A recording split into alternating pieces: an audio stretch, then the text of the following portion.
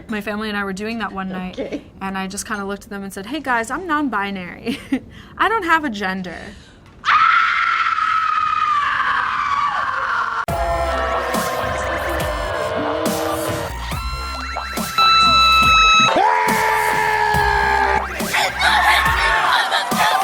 The assumption that women are naturally better caregivers is part of patriarchy. And we don't. I think they definitely do need me. I'm on my way.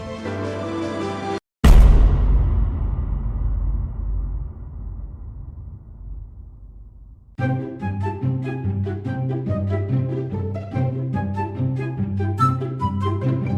you want to show my audience what does it say?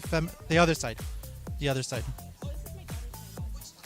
Okay, feminist, a person who believes. Do you consider yourself a feminist? Yes, I consider myself a feminist. Okay, you ready for a little women's history quiz? Yes. Okay. Who was the first woman elected to Congress? The first woman elected to Congress, Shirley Chisholm. Jeanette Rankin, 1916. First female doctor in the USA. What was her name?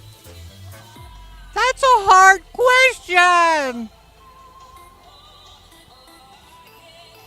First woman to win an Oscar for Best Director.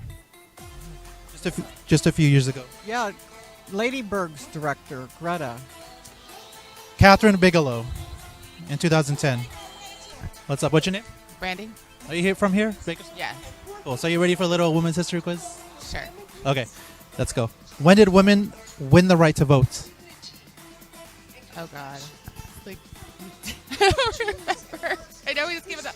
No, it was in it 100 years ago. It was 100 years ago, so it was 1820. Well, are you ready for a little women's history quiz? I will try. Okay. When did women win the right to vote? Oh my gosh. The suffragette. I don't know. 1920. 1920. 100 years ago. All right. Who was the first woman elected to Congress? First woman elected to Congress. That's a tough one too. See, I don't know these things. Who was the first woman elected to Congress? First woman elected to Congress.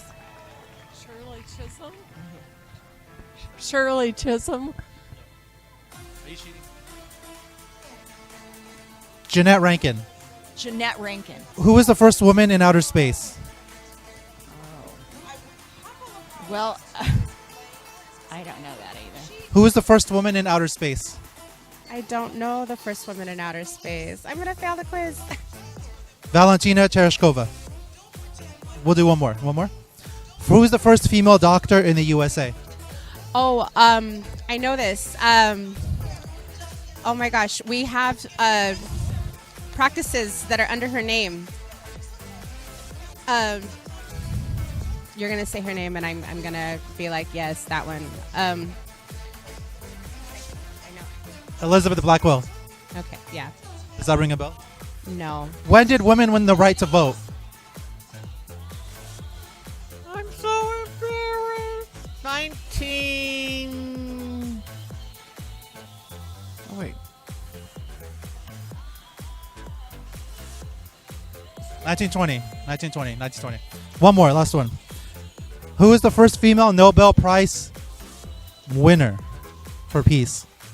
For peace? Mahatma Gandhi? Who is the first woman elected to Congress? Oh, she's from Montana. I can't think of her name, but she's from my state. I know her name. Again. Jeanette Rankin. Jeanette Rankin. Okay. First female doctor in the U.S. I wouldn't know that one. Elizabeth Blackwell. Yeah. Last one. First woman in space. That's not right. Valentina Tereshkova. I think U.S. was Sally Ride maybe, but yeah. Who was the first woman in outer space? Outer space. I have a picture of. Was it Sally Ride? Valentina Tereshkova. The Russian. The first woman in the world in outer space. Last one. Who was the first female doctor in the USA? The first female doctor in the USA? I would not know that at all. Elizabeth Blackwell. Wow.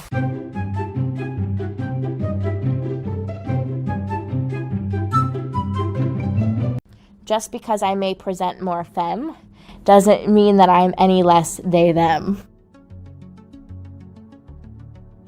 You know what, that thing where you're eating a meal, but you're not really eating a meal, you're just kind of picking at food on the counter. My family and I were doing that one night, and I just kind of looked at them and said, hey guys, I'm non-binary. I don't have a gender. In my opinion, gender is a universe. It is a broad spectrum of planets and stars and sky that truly cannot be contained into a binary. My pronouns are they, them, theirs, and that's a non-negotiable. And they were all kind of like, okay. I think one of the main reasons pronouns are so important is because other than our name, it's one of the main ways that people identify and call us. My pronouns are personally very important to me.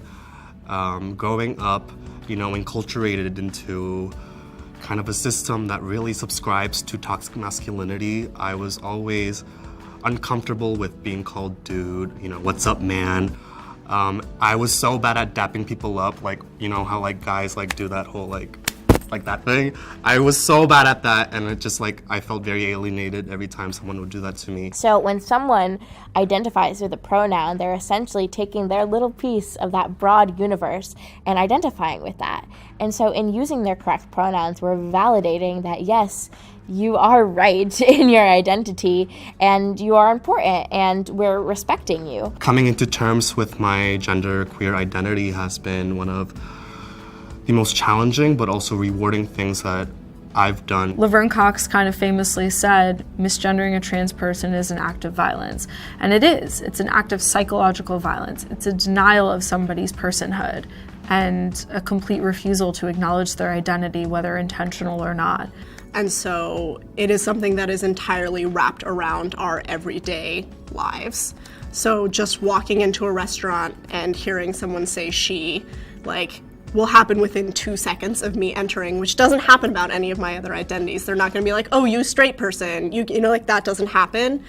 But automatically someone will make assumptions about gender which translate into pronouns, which mean that I will hear over and over again people saying something about my identity which is false. I think a lot of people associate expression with identity, and sometimes that's not the case. Oftentimes I'm in situations where I'm not the most safe being able to express my gender identity, and in those cases, even in those instances where I'm wearing basketball shorts or sneakers, you can't take my gender identity away from me because that's mine and not yours. So many different options for who you are and how to define that. So when someone chooses a personal pronoun that they identify with, using that pronoun is a form of respect and a form of validation that, yes, this is your rightful identity, and I will respect that. And I know personally when I get misgendered, by strangers it's one thing, but it's especially painful when it's people who are close to you.